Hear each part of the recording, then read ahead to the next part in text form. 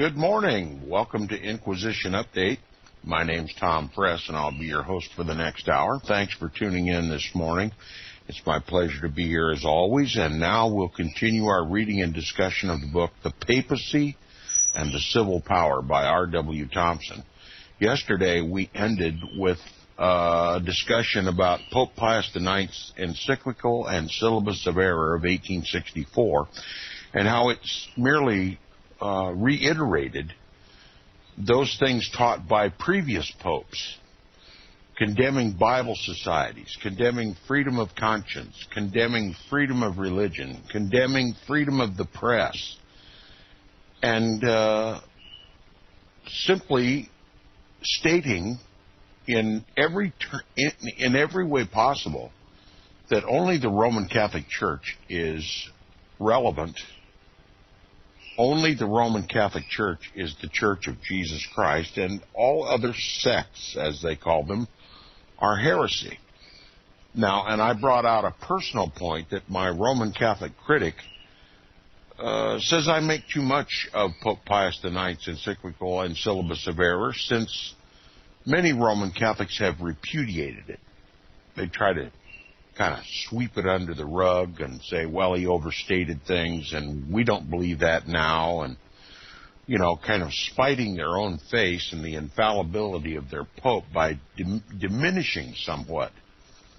But this author makes it clear that Pope Pius IX was only the last of a string of popes, infallible popes, who condemned all of our Protestant institutions, our Protestant way of life, our Protestant Constitution and Bill of Rights, and the very government of this country, a government of, by, and for the people, and that they would replace it, if it were possible, if it were within their power to do so, they would replace our government with a papal government.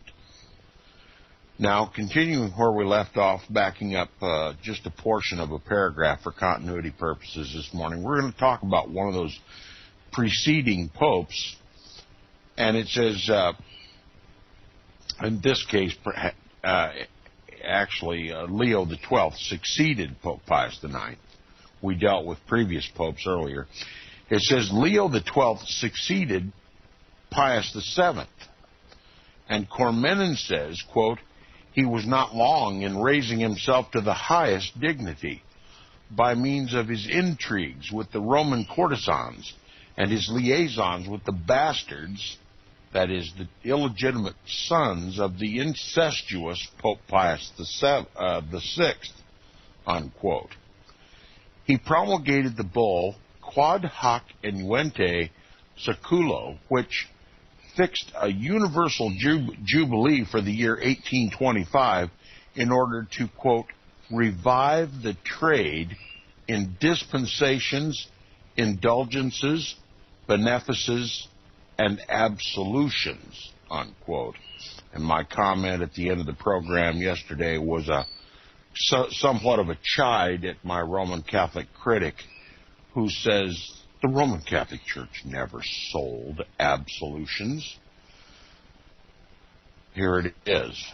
Pope Leo XII, who succeeded Pope Pius VII, did indeed sell dispensations, indulgences, benefices, and absolutions. And it says that which meets the special approbation of Pope Pius IX in his encyclical is the attack of Pope Leo XII upon the philosophical and liberal schools, his charge that they rekindled from their ashes the dispersed phalanxes of errors, unquote, and his denunciation of them and their teachings in the following words.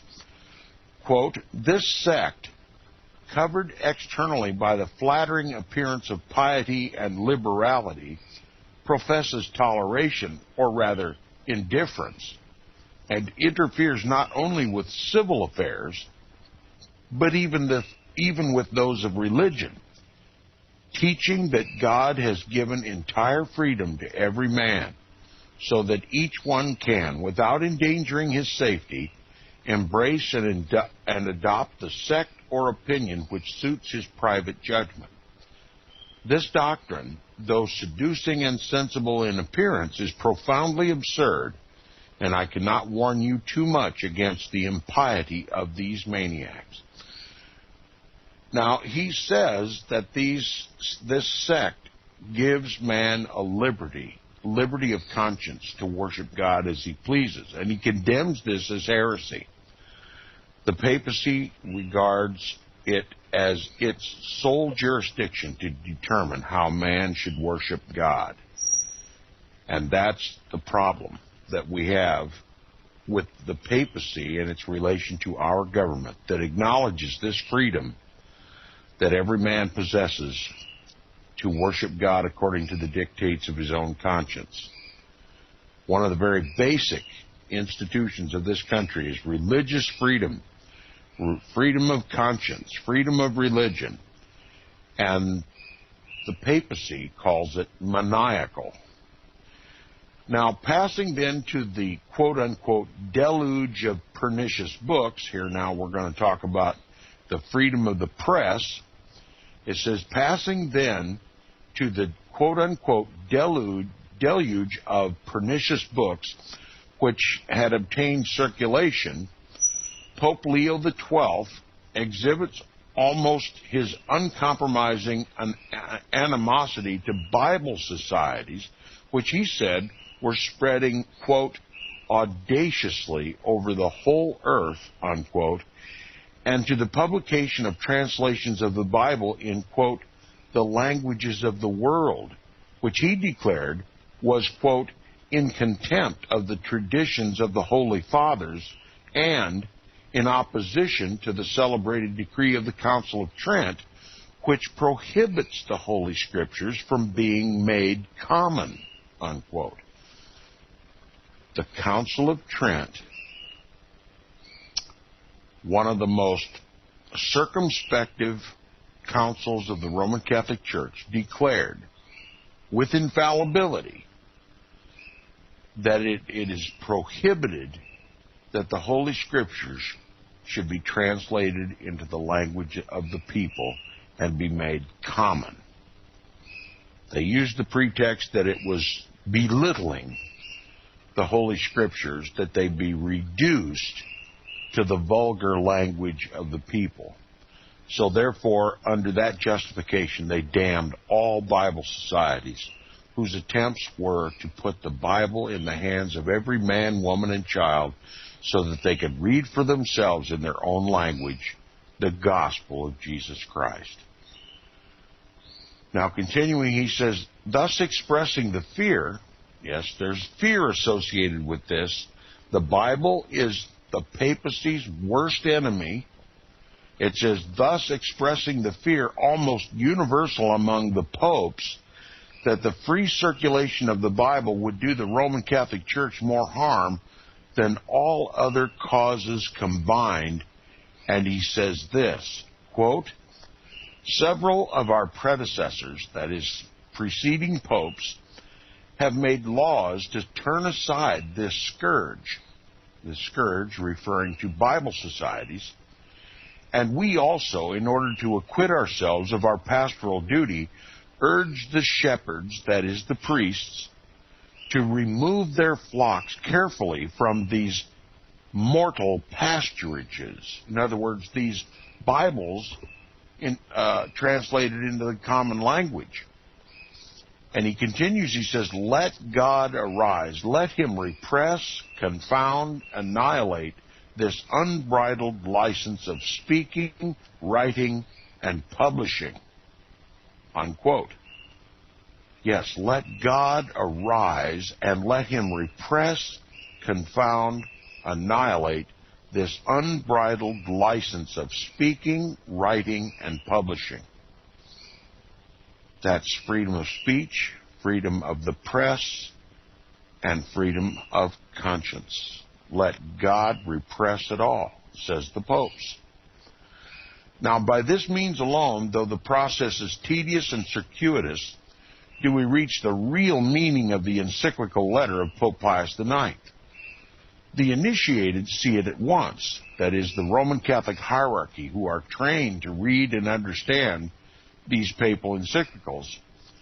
But to those who have neither the means nor the time of investigation, that's we the slaves, this explanation is necessary, that we may more the readily realize wherein the papal principles thus enunciated are in conflict with the public sentiment of this country and with our social, religious, and political institutions. That's right. Pope Pius IX's encyclical attacked our social world, our religious world, and our political world. Okay? The New World Order is a new social structure, a new religious structure, and a new political structure. A one-world government, a one-world religion, and a one-world social institution, a one-world social... no private property. Going to hold everything in common, everything for the common good. Okay? They're going to completely rewrite the social structure, the social laws of the world. Now, he continues, he says, nothing is plainer than that if these principles should prevail here, our institutions would necessarily fall. The two cannot exist together. They are open and directly antagonistic with the fundamental theory of our government and of all popular governments everywhere. The Constitution of the United States repudiates the idea of an established religion. Yet the Pope tells us that this is in violation of God's law, and that by that law the Roman Catholic religion should be made exclusive, and the Roman Catholic Church, acting alone through him, should have sovereign authority, quote, not only over individuals, but nations and peoples and sovereigns, unquote, so that the whole world may be brought under its dominion and be made to obey all the laws that he, that is the Pope, and his hierarchy shall choose to promulgate, and that this same church shall have power also to inflict whatever penalties he shall prescribe upon all those who dare to violate any of these laws. Now, I missed a note earlier when I was reading about Pope Leo XII. I want to retrace just a little bit. Talking again about Pope Leo XII, he distinguished himself also by proposing to put in operation the system of, now this is directly pertinent to the criticism of my friend Charles, who says that the Pope never sold absolution. He says Pope Leo XII distinguished himself also by proposing to put in operation a system of, quote, taxes of the apostolic chancery for the redemption of crimes, unquote. Now, what is that but absolution? And it says, and when remonstrated by some of the cardinals on the ground that it would give just cause of complaint to the enemies of the papacy, that is, Protestants, he replied, now listen to this quote, and I'm speaking directly to Charles. Here's what he said. Bah, fear nothing. We will bring all the writers to reason. I act today with money for religion in order to act tomorrow for religion with money. That's Cormenin in his History of the Church, Volume 2, page 427. That's what Pope Leo XII said. He was going to use the money raised from absolution by charging taxes for the remission or the redemption of crimes committed by Roman Catholics. You say the Roman Catholic Church never sold absolution. It's recorded in history, and it's not denied by the papacy. As a matter of fact, Pope Benedict XVI has revived the old system of simony in the Roman Catholic Church. Now, the Pope says that he should be the ultimate supreme authority in temporals. He should be the lawgiver of the world, and that anybody who violates the Pope's laws should be dealt with corporally, that is, corporal punishment, that is, to be executed if a death sentence is warranted. Now it says the Constitution secures the right to every man of worshiping God according to the convictions of his own conscience. Yet the Pope calls this insanity and declares it to be the, quote, the most pernicious to the Catholic Church, unquote. The Constitution guarantees liberty of speech and of the press. Yet the Pope says that this is, quote, the liberty of perdition, unquote, and should not be tolerated. The Constitution of the United States provides for its own perpetuity by making its principles the supreme law of the land. Yet the Pope says that if he shall find, as he has already done, any of its provisions against the law of God as he interprets it, they do not acquire the force of right from the fact of its existence as the fundamental law of nations. In other words, just because this liberty exists in this country does not make it fact. Right? And it says the Constitution requires that all the people and all the churches shall obey the laws of the United States. Yet the Pope anathematizes this provision because it requires the Roman Catholic Church to pay the same measure of obedience to the law that is paid by the Protestant churches, and claims that the government shall obey him in all religious affairs and in all secular affairs which pertain to religion and the church, so that his will in all these matters shall become the law of the land. The Constitution of the United States subordinates all churches to the civil power, except in matters of faith and discipline. Yet the Pope declares this to be heresy, because God has commanded that the government of the United States and all other governments of the world should be subordinate to the Roman Catholic Church. The Constitution of the United States is based upon the principle that the people of the United States are the primary source of all civil power. Yet the Pope insists that this is heretical and unjust because God has ordained that all governments shall, quote, rest upon the foundation of the Catholic faith, unquote, with himself, the Pope alone, as the source and interpreter of the law.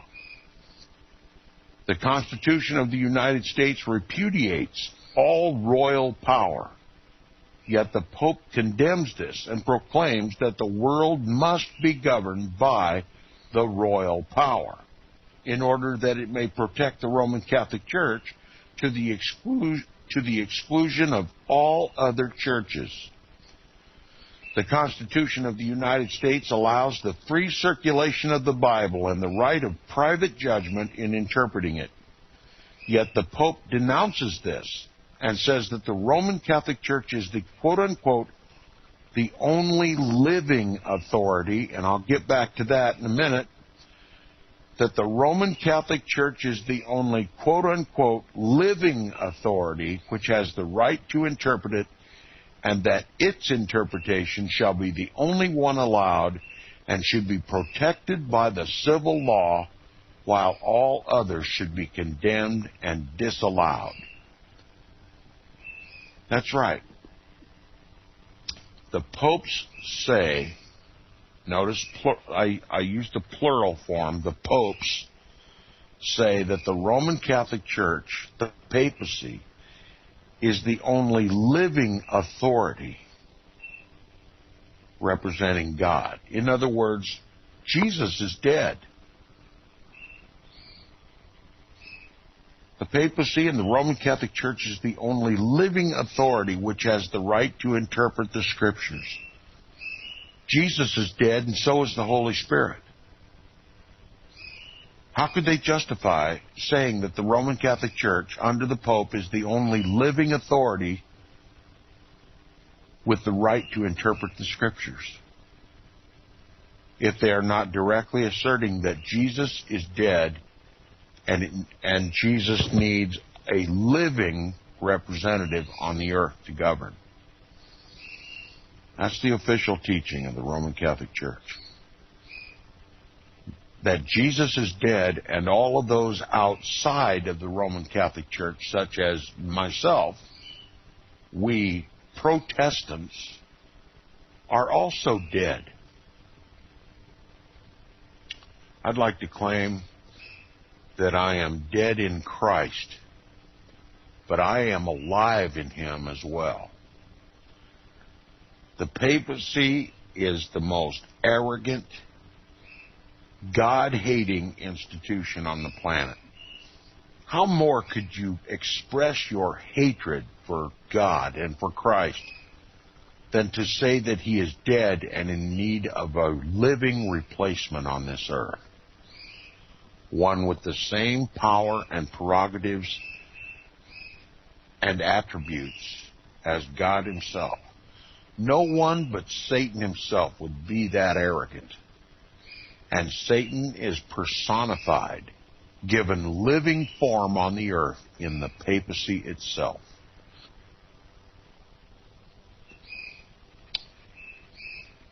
The papacy is the only one who has the right to interpret Scripture, and its interpretation should be the only one allowed and should be protected by the civil law, while all others should be condemned and disallowed.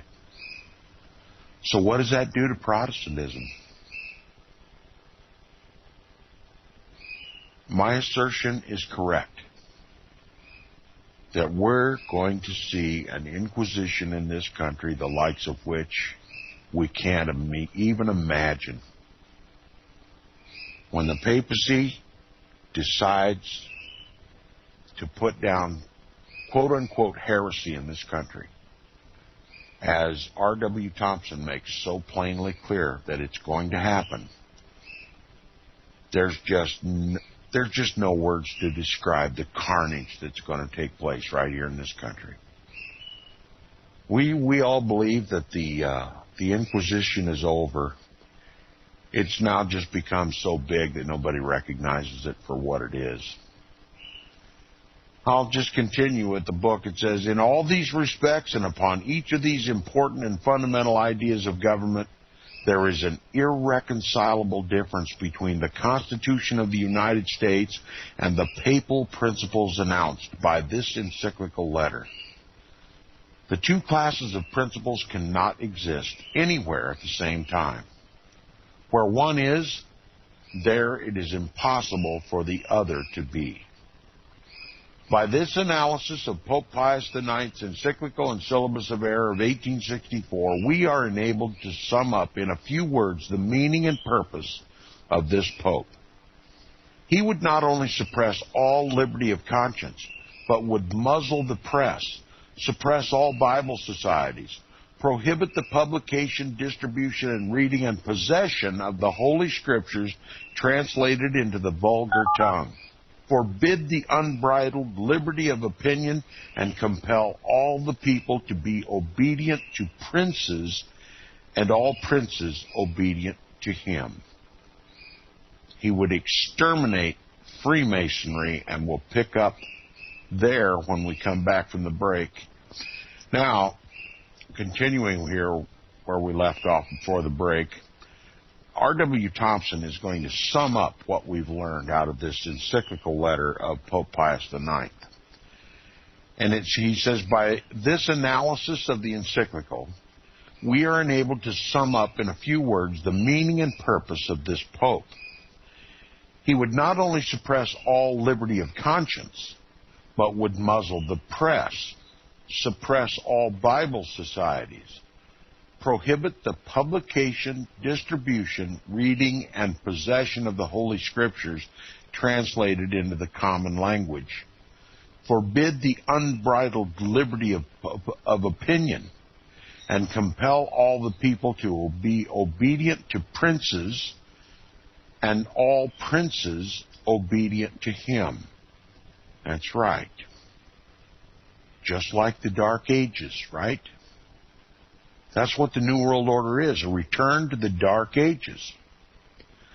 And it says he would exterminate Freemasonry by making corporal punishment the penalty of any association or fellowship with its members, and death the penalty of uniting with the order.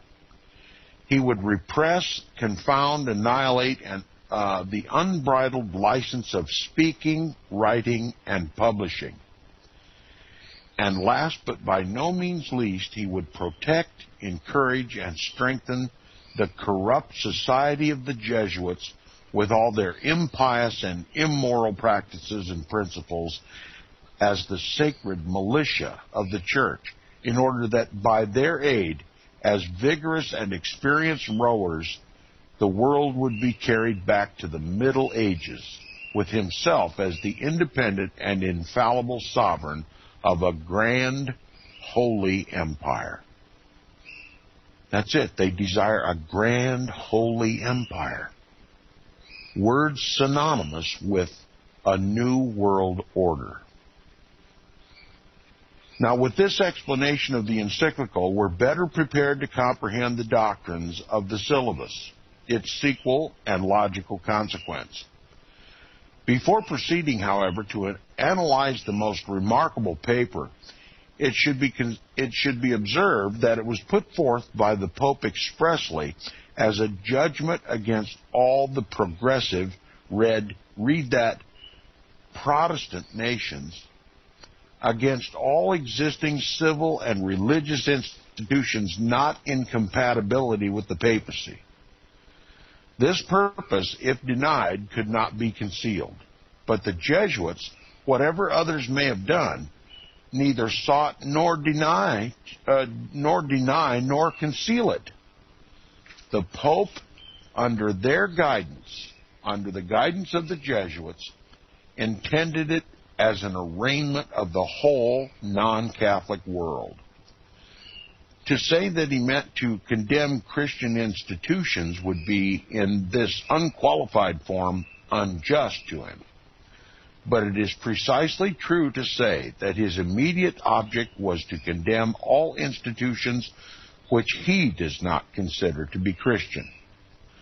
With him, that is, with Pope Pius IX, Roman Catholicism and Christianity mean the same thing. Institutions not Roman Catholic are not Christian, and all people who are not Roman Catholic are heretics. All these are aimed at in this official paper, this papal manifesto. At the time it was issued, Pope Pius IX was King of Rome, and if he had confined it to the Papal States, merely to the denunciation of the means of his own subjects when they were then employing to take from him his crown and temporal authority, it would have had far less significance than it now has. In other words, if this syllabus of error had been written to the rebels of the Papal States that wanted to extricate themselves from under the boot heel of the papacy, it might have passed this papal encyclical. But it was not addressed to just the Papal States. It was addressed to the whole non-Catholic world.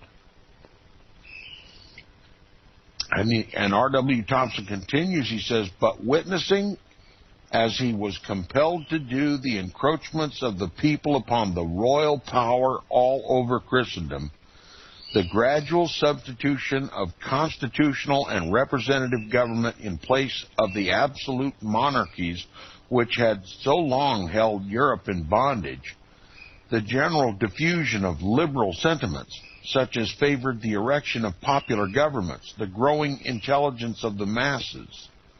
Seeing all this and finding his throne in a tottering condition, gradually moving from under him, he issued this pronunciamento from mere desperation as the only supposed means of preserving his imperialism. Did you hear what R.W. Thompson called this papal encyclical and syllabus of error of 1864 by Pope Pius IX? An act of desperation. And that's how we should view it. It was issued at a time of papal weakness, when the papal throne had been tottering on one leg. Victor Emmanuel and all the other Protestant nations of Europe had kicked the Pope out of their government and regarded him as the leader of the Roman Catholic Church and nothing more. Stripped him of his temporal power. The papacy was reduced to a blithering bag of bones. And at this time of weakness, when the old world order had been destroyed and Protestantism put up in its place, and popular governments replacing the dictatorial decrees of the popes, this pope had the audacity to declare himself infallible and to condemn the whole Christian world because they followed the Protestant example.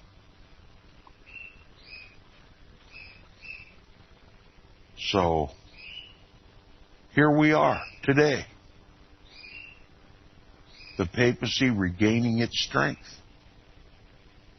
After once having toppled the papacy, now we find, and especially here in this once Protestant land, the papacy being propped up as the mouthpiece of God. It's just incomprehensible. Yes, he was found his throne in a tottering condition, gradually moving from under him. He issued this pronunciamento from mere desperation as the only supposed means of preserving his imperialism.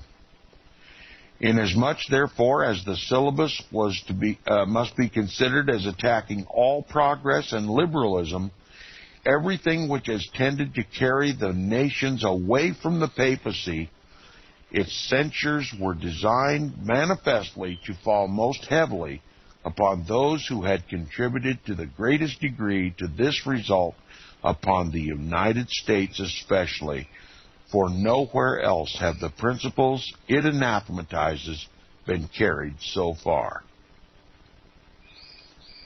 As a Protestant people, we built our civil institutions upon the popular plan, because that is the most direct road to political and religious freedom, and because Protestantism and freedom are synonymous terms, especially in our national vocabulary. As a Roman Catholic prince, the Pope designed to strike directly at this plan, wheresoever it existed, understanding perfectly well that the divine right of kings to govern must be maintained, or the papacy would fall. We call ourselves a Christian people, and in doing so include both Protestants and Roman Catholics. We think we have a Christian government also. That is, a government which, although the name of God does not appear in the Constitution, is based upon the essential principles of true Christianity, and shelters, protects, and defends the worship of God in a manner acceptable to Him and according to the teachings of the gospel. But the Pope concedes nothing of this. All the Christians have in this country, according to him, are Roman Catholics. All the Christians we have in this country, according to the Pope, are Roman Catholics. All else are heretics and infidels, and therefore not Christians at all. We are classed by the Pope and his hierarchy along with the infidels, socialists, and communists of Europe.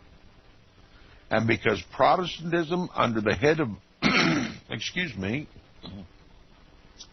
and because Protestantism under the lead of Martin Luther and the other reformers of the 16th century divided the Roman Catholic Church, and because the adversary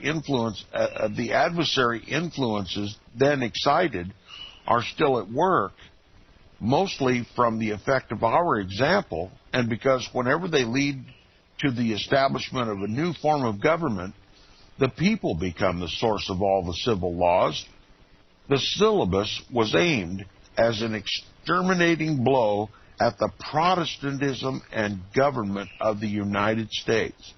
Let me read that again. The syllabus of Pope Pius IX was aimed as an exterminating blow at the Protestantism and government of the United States. There's no escape for its advocates from this conclusion. It arraigns, tries, and pronounces judgment upon our institutions, and commands the defenders of the papacy everywhere to unite in executing the judgment. It is consequently, in plain but true words, an insolent attempt of a foreign despot, the Pope, to excite among the Roman Catholic part of our population sedition against the government, in order that he, if success can thus be won, may become our royal master. It urges them, the indigent Roman Catholics of this country, by strong and irresistible implication, to plot together for the destruction of the great principles for which our fathers sacrificed so much, and which we have prized more highly than our own lives.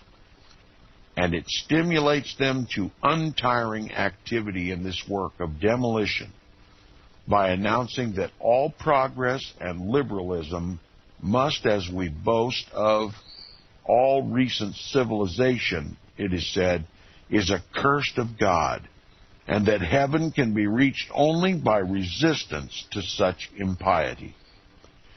It recognizes no form of Christianity but the Roman Catholic, no civilization but Roman Catholic civilization.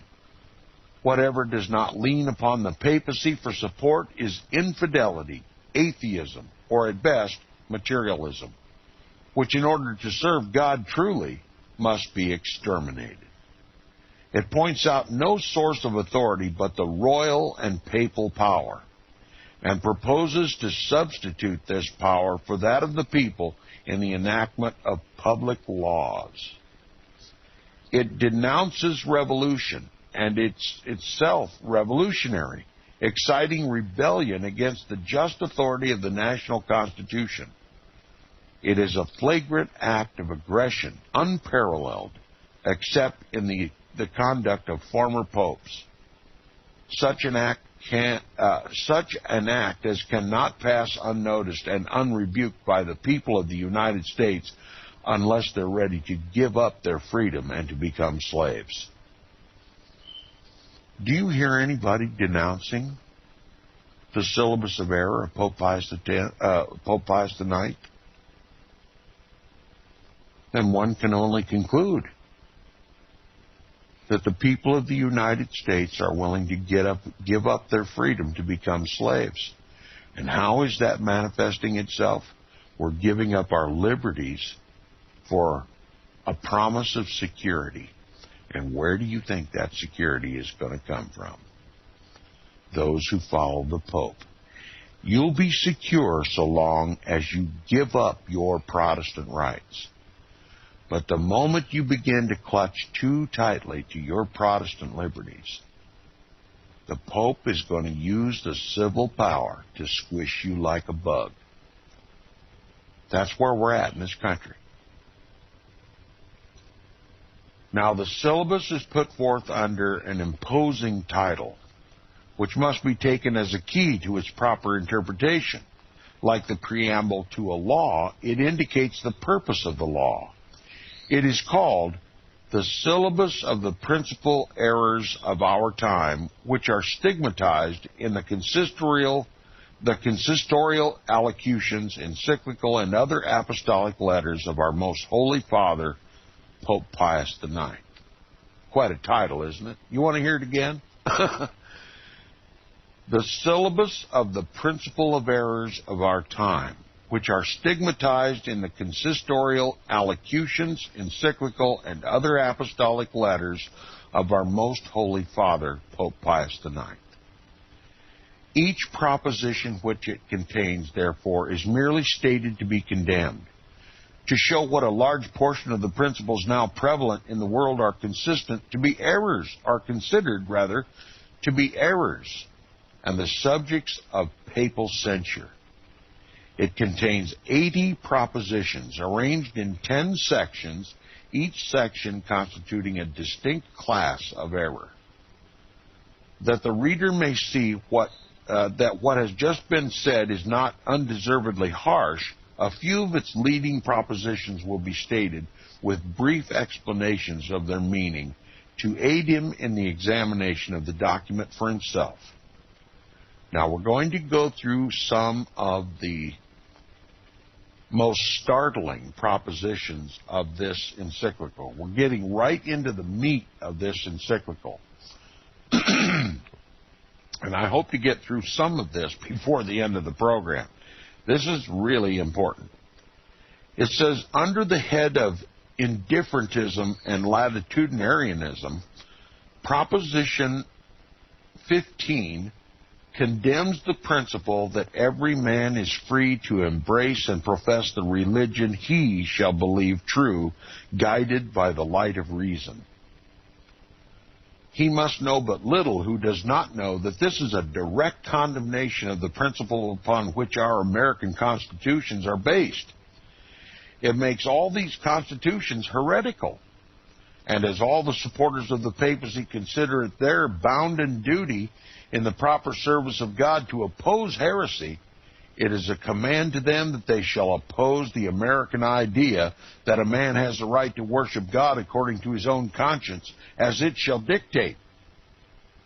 When this idea is destroyed, the Pope would have substituted for it the opposite one, that as we are not free to select our own religion or to consult our own consciences upon the subject, we must be compelled to take his, that is, to become Roman Catholics.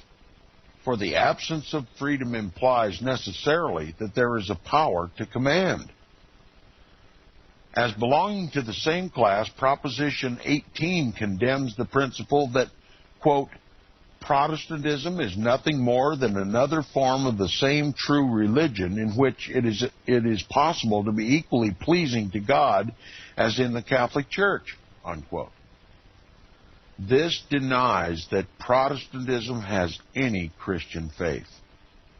Hence, it is the duty of all Roman Catholics to destroy it, which in this country can only be done by destroying our Protestant institutions.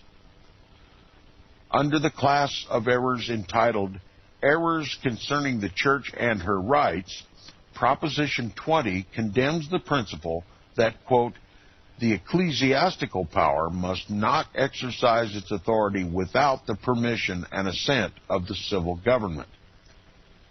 This denies the authority of the government of the United States or of any state in the Union to make laws governing everybody alike, both clergy and laymen. It asserts that the ecclesiastical power, that is the clergy, that is the Pope and his clergy, has the right to do what and as it pleases without the permission or assent of the state, that it shall be independent of the state and above all the laws which the state may enact for the government of its citizens. It favors the erection of a privileged class superior to all other classes and therefore having the right to govern them all. Proposition 23 in the same class denies the Roman Pontiff and the Ecumenical Council have exceeded the limits of their power, have usurped the rights of princes, and have even committed errors in defining matters of faith and morals. This justifies and endorses all that any of the popes have done in reference to dethroning kings, releasing their subjects from their allegiance, and bestowing heretical governments upon Roman Catholic princes. It claims also that all the popes from the very beginning have been infallible in defining faith and morals. Proposition 24 of the same class condemns those who assert that the Church has not the power availing herself of force or any direct or indirect temporal power. This necessarily affirms the opposite of the condemned error and means that the Roman Catholic Church and himself as the sovereign head of the church has the authority to employ force and the temporal power to compel obedience to its decrees. All right? That's the theory that was behind the entire Inquisition of the Dark Ages. That the Pope not only has temporal power, but he can command the civil authorities to carry out the pronunciations of the priests upon the people and put them to death for heresy. The papacy is trying to restore that old world order. That's what the New World Order is. Proposition 30 of the same class condemns those who say that the immunity of the church and the ecclesiastical persons derives its origin from civil law. Here it is distinctly claimed that the Roman Catholic clergy, wherever they may be, possess immunity above the law, which elevates them into a privileged and exclusive class above all other citizens, makes superior to all others, and therefore renders it a positive duty that all others shall obey them. Isn't that what we're seeing today in this world today? All the pedophile priests are shuffled off to other dioceses, other archdioceses, or even to other countries, and if they continue to molest little boys, eventually they're taken up at Rome, not subject to the civil power. The Roman Catholic Church says they're above the civil law, and that these matters are matters for the papacy. They're subject to divine principles. And the Pope, as the divine head of the Roman Catholic Church, can deal with those matters as he sees fit. This is put into practice. It's visible before our very eyes how this system of the papacy works to protect its criminal priests. They're untouchable by the civil law except by the permission of the Pope. And when you see a Roman Catholic priest prosecuted and condemned to prison in this country,